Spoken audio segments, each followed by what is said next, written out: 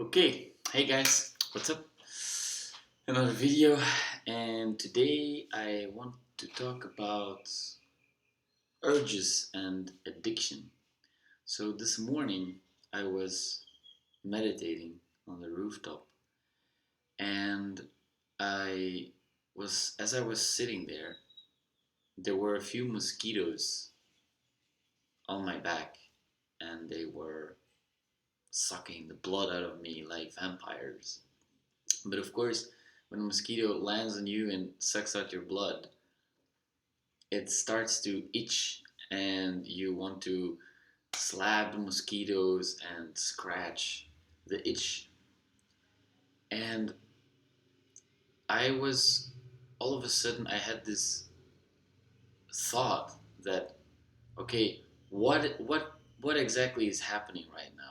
I'm sitting here, there is an insect on my back that is sucking out blood and it itches. But let me just study or observe, let me observe what is actually going on. Because, yes, it itches, but it's not gonna kill me if I don't scratch the itch. And so I was sitting there paying attention to the itch and the thoughts that arose. And I realized that I want to slap my back and scratch the itch because I feel like it is bad for me if there is a mosquito on my back taking blood. And then I realized it's actually not a problem. The mosquito can be there, it can suck the blood, and then it can leave, and then I can have an itch and a desire to scratch. But if I don't scratch that itch, nothing will happen. And so I stayed quiet. I, I, I was sitting still, and I could feel that the mosquito left and it was still itching. And I felt the urge, the desire to scratch my back, but I decided to just observe what was going on. What is the urge? What is the desire? Is what is going on? What is really going on? And I noticed that it's thoughts that tell me that if you don't scratch it right now, it will itch forever. If you don't scratch it right now, it's bad for you if you don't do that. So you should do it because it's not good when it's scratching and you don't scratch the itch. I was thinking there is an evolutionary reason why things itch and we scratch them. So it's bad if you don't give in to that urge to scratch. And all these thoughts came up.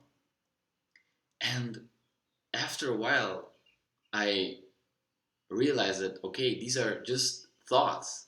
Yes, it's itching, but it's not a problem that it itches. So I just wait and I observe myself feeling this itch, but not scratching it, and understanding that there's a lot of extra baggage that comes with the itch. The thoughts are multiple layers on top of the itch, whereas it's just an itch. You don't need to scratch it. You will not die when you don't scratch it. Nothing bad will happen when you don't scratch it. It's just a very unpleasant feeling, but it's more the fear of it never going away and you always having to resist it that is scary, and that is fortifying or making the urge stronger, more powerful. Whereas if you just observe it and you understand that, okay, the itch is there, let it be there, and I can sit still, I started to feel that I was more and more able to let it go. And eventually, I started to pay attention to other things. I started thinking about other things. I started to contemplate other things. I can't remember exactly what it was, but what I do remember is that the itch was still there, but it was in the background. So it was still there, but the importance and the significance was not present anymore. So the itch was there, And it's not a problem. I was not thinking, oh, I should scratch it because otherwise something bad will happen. No, the itch was just there and it's fine. It was not so present anymore. It was not so strong. The urge was gone because I I didn't pay attention to the itch anymore. I was paying attention to other things. But itch was still there, but the significance of it was drastically reduced because the thoughts were not there anymore, which is a very interesting thing to realize, right? So after a while, I was sitting there, the itch was still there, it was not really important anymore. I could go back to it in my mind, but after it has had lost its significance, I could go back to it and it didn't bother me anymore. So I could watch the itch, and it was not that this intense urge was present anymore. It was almost gone. So I could sit there, know that the itch was there, pay attention to the itch, but don't I didn't feel the urge to scratch it because I had let it go. I had let go of the negative thoughts surrounding the itch, that it would never go away. I accepted that it would be there almost. I accepted that it would be there forever, kind of, because I knew that even if it would be there forever, it wouldn't take up this much space in my mind anymore because it would just go to the background, and then it's there, and then you get used to it. You get used to the itch being there, and you don't suffer from it anymore, which is amazing to realize that. And after even like a few more minutes, 5 minutes, 10 minutes later, it was completely gone. The itch was just gone. I don't feel anything anymore. And initially, it was so difficult to not scratch it. I felt such a massive urge to scratch my back and to slap the mosquito that was sucking out the blood of me. But I decided, let me just let me just observe what is actually going on. And I realized that it's mostly the thoughts about the itch that make the urge so strong. It's not the itch itself, because the itch itself, it's just a sensation. It's just a temporary sensation of a specific location in your body that is itching, and there's nothing more to that. And this realization, you can apply it in so many different situations. So then I started thinking about, okay, addiction, it's nothing but the inability to avoid giving in to urges. And this is a very simplified perspective, but if you really look at the essence of what an addiction is, what is an addiction? You feel a craving, an urge for a specific behavior, whether it's thinking, eating, using drugs, sex, porn, whatever it is. You feel the urge, you feel the craving, and you give in to the craving every time you have it, or almost every time you have it. And you are afraid that if you will not give in to the craving, something bad will happen. Something terrible will come to be if you don't give in to the urge. And this feeling can be so intense. Initially, you feel the craving, the urge. I have to fulfill, to meet this, to satisfy this craving. I have to satisfy this craving right now, because otherwise I will forever feel this urge and this craving, which is terrible because it's very, very uncomfortable to feel a craving and to not being able to give into it. It's very uncomfortable to feel a very intense itching and not being able to scratch it. The same thing, the itch, the urge for the craving, it's the same thing. And of course, to addiction, there is multiple, it's a very complex problem, because there is physiological layers, there is habitual layers, there is existential layers, right? So there is people who document getting rid of their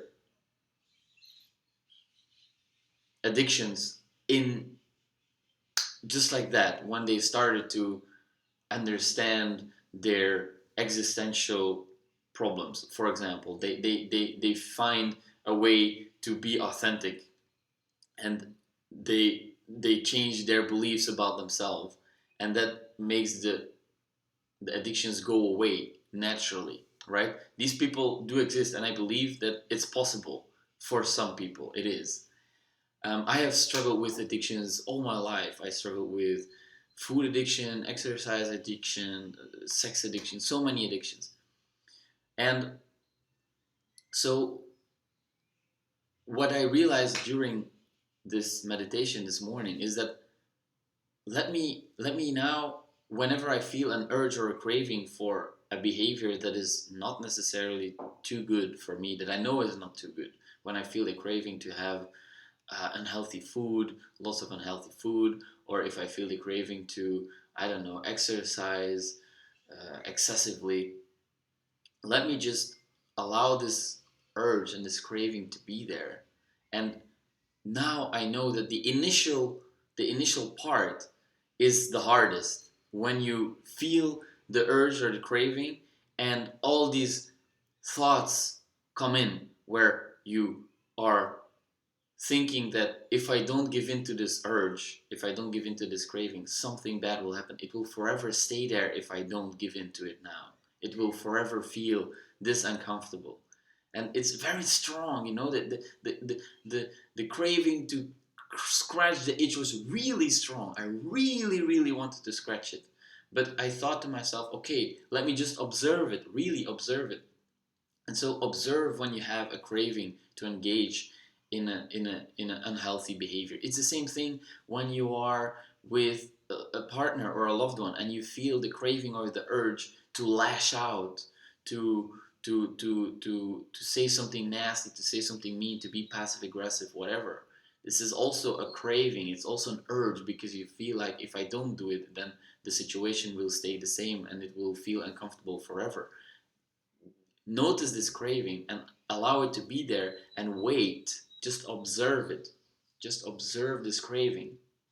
And what you will notice is that the craving will slowly disappear into the background a little bit, and you will start to pay attention to other things. And then at some point, you will catch yourself realizing that the craving is still there, but it doesn't matter, because it's just a sensation, it's just a slightly uncomfortable feeling, and it's the thoughts about this feeling that make it so much stronger, make it so much more powerful.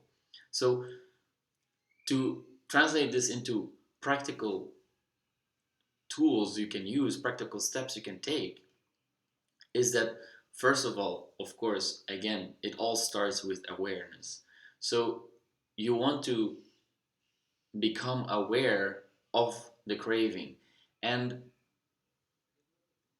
when you're meditating, this can greatly enhance your ability to become aware of these things, because it will enhance your mindfulness. If you do mindfulness meditation, you can pay attention to the craving and the urge, and you are aware that you have it, right? Because some people, they are not even aware that they have the urge or the craving to do something, and they just do it without even thinking about it, right? Immediately.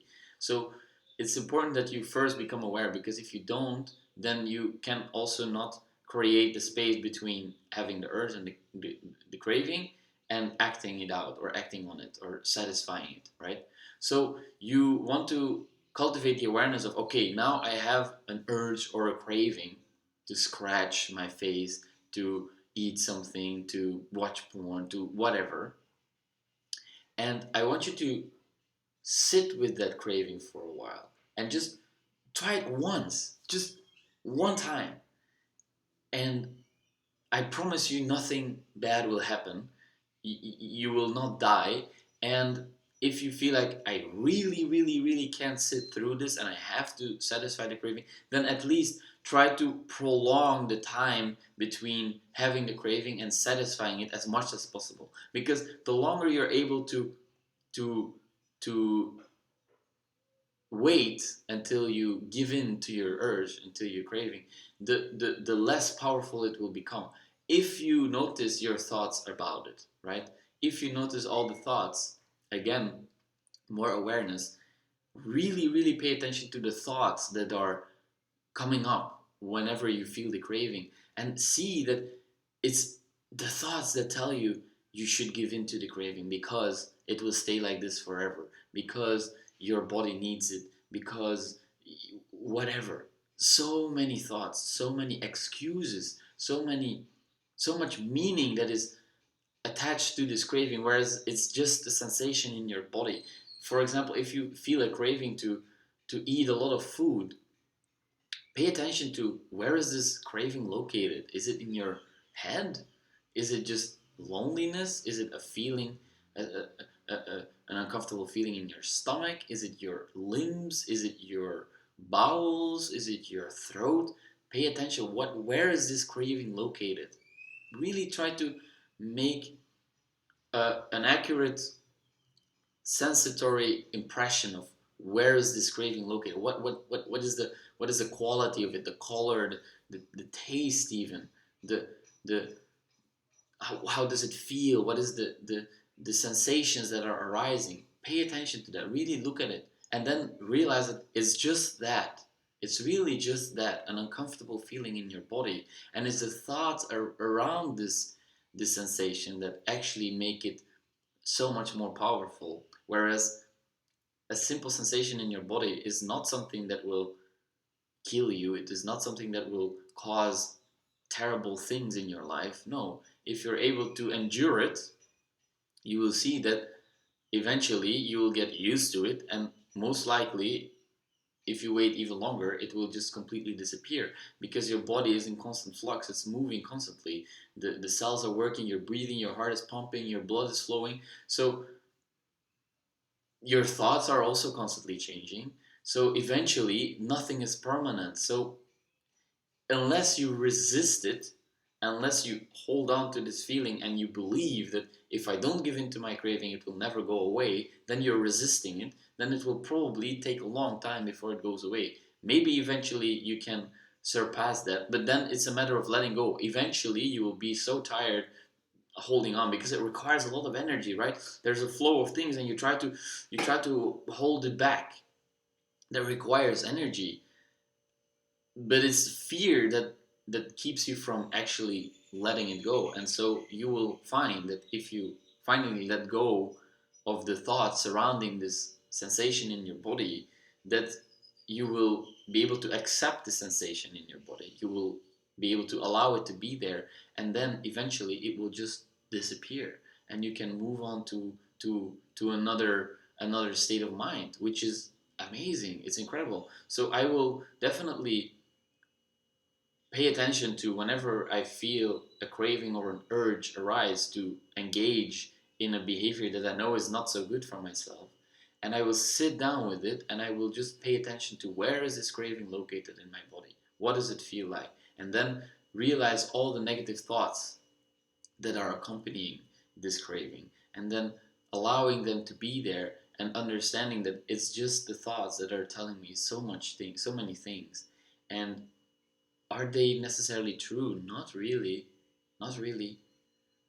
And then if you are not convinced anymore, if you don't believe them 100%, because sometimes you don't think twice about it. You take them for truth immediately. You don't even question them. So try to take some time to question the thoughts and the beliefs that are popping up whenever you feel the craving. Ask yourself, is it really the case that it will never go away if I don't set aside right now? Is am I really damaging myself when I don't give in to this urge? I am hungry right now. I feel hungry, so I should eat because otherwise it's unhealthy to not eat. Is that really the case? Were there not a lot of people who, in the history of humankind, sometimes were hungry, didn't eat, and became very successful, whatever? Did they not learn something from that, right? And of course, you don't want to take this piece of knowledge and apply it to an eating disorder where you're like, well, Wolf said that hunger, I should fight through it and not give in to my hunger. No. That's not what I'm saying. What I'm saying is that if you feel the hunger, it's a bodily urge, but it's not gonna kill you if you don't eat immediately, right? So this is something else. Like the hangry people who get angry when they feel hungry, it's because of the thoughts about it. They probably have thoughts about, okay, this hunger is bad for my body. It will cause me to be unhealthy and things like that. And so then they get angry and frustrated about it because they then need food, because they think that if they don't satisfy or fulfill that craving, satisfy that craving, then something bad will happen. It's the same thing. So understand, okay, when I'm hungry, I can just sit with that hunger for a while. It's just a sensation in your stomach. It's an uncomfortable sensation in your stomach, and after a while it goes away, because our bodies know that sometimes we were not able to eat immediately. Fridges didn't exist. There were no packaged foods. So sometimes we were somewhere where there was no food. So we were hungry, but eventually it goes away, because otherwise your body will be constantly focused on this annoying sensation and you're not able to function properly, right? So this is really, really important that you understand this, that the craving gets powered up by the thoughts, whereas it's just a sensation in your body. And it's the thoughts that actually make it so much more powerful and give you this feeling of losing control. You're unable to control it because you feel like this craving is now overtaking my system and I have to satisfy it. Question that. Do you really have to satisfy it? Or can you wait and observe the craving and see that maybe it will change its quality? So I know that addiction is a very complex problem, and many people suffer from many different levels and styles of addiction. But it all comes down to this core system where you have a craving, you want to satisfy that craving because there's a lot of thoughts surrounding the craving. Then you satisfy the craving, then you feel guilty afterwards, and the cycle starts again, right? So it's a very deep and complex problem, and the fact that you always feel these cravings and that you feel the need to fill yourself up with something, substance, thoughts, sex, whatever, right? You feel this urge to want to fill yourself up, and then after you gorge yourself on whatever you're addicted to, you feel dirty and you feel guilty, and then the cycle starts again. So it's a matter of also addressing the root causes, where it's usually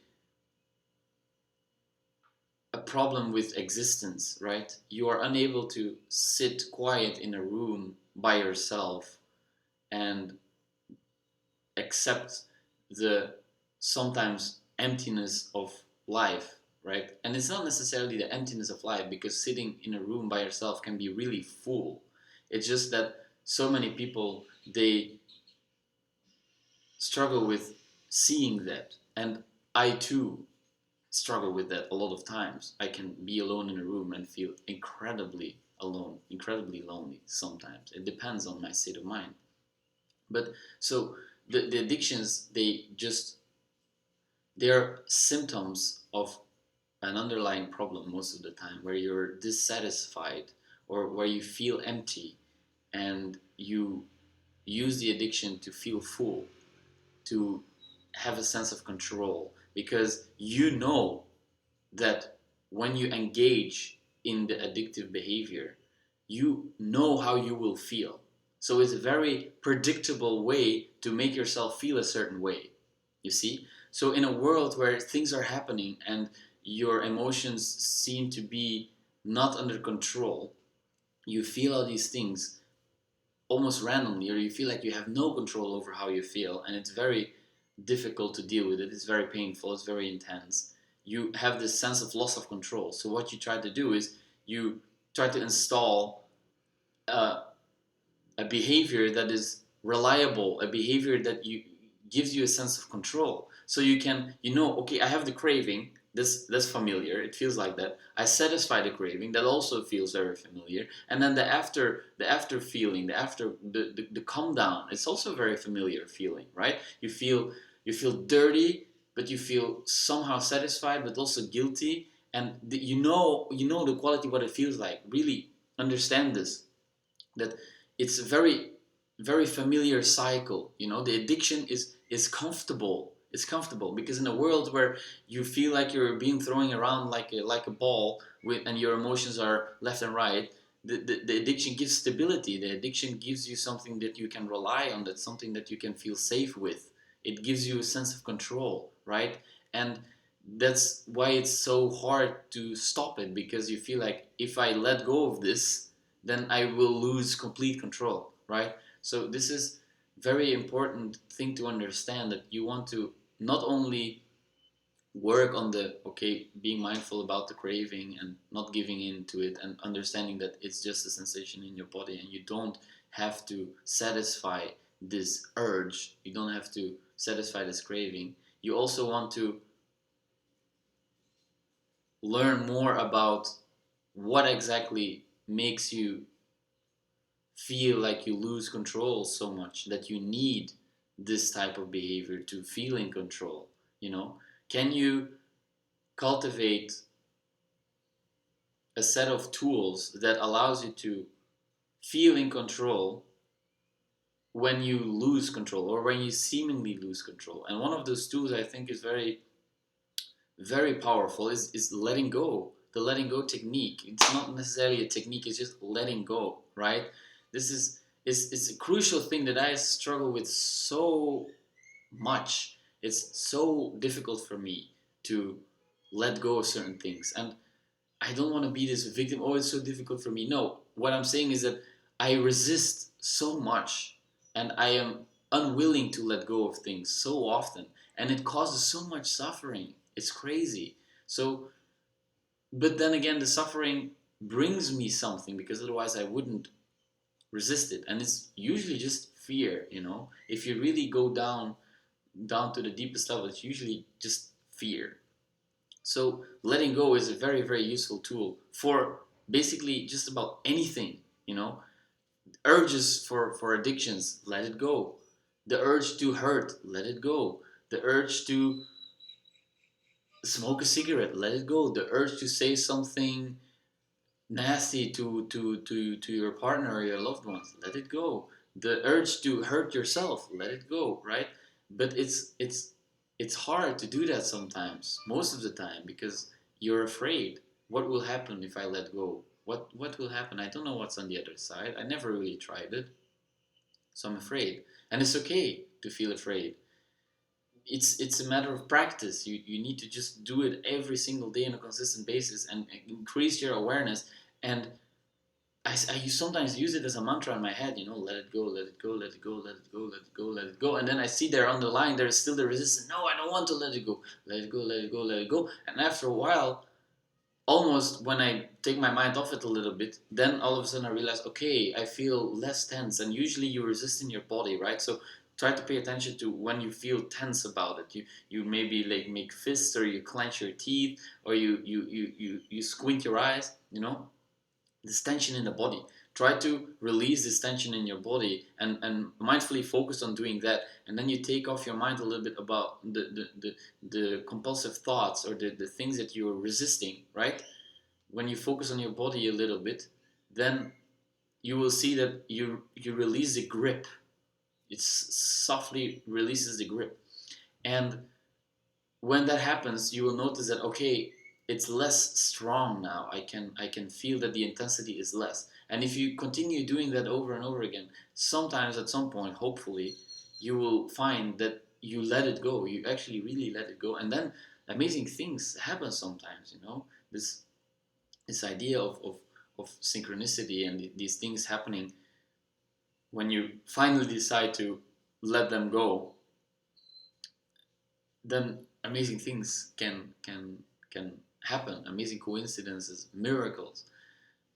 It's something that I've been very interested in, and I like to, I don't know, hear about people's stories, and pay attention to the things that are happening in my own life. But so Okay, to wrap it up, pay attention to your urges. Really try to feel what they feel like and understand that nothing bad will happen if you don't give in.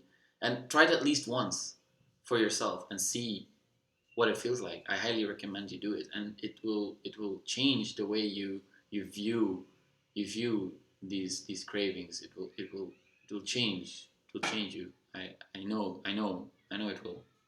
So thank you for watching. Thank you for being brave. Thank you for working on yourself, because it's a ripple effect. If you improve your own life, you improve the lives of your loved ones, you improve the lives of the people you're working with, you improve everybody's life. And it's ultimately reducing the net amount of suffering in the world, even though it is an integral part of reality. I still believe that if you learn how to reduce your own suffering, you drastically reduce the total amount of suffering in the world. And I believe that's a good thing, because we all want to move towards love.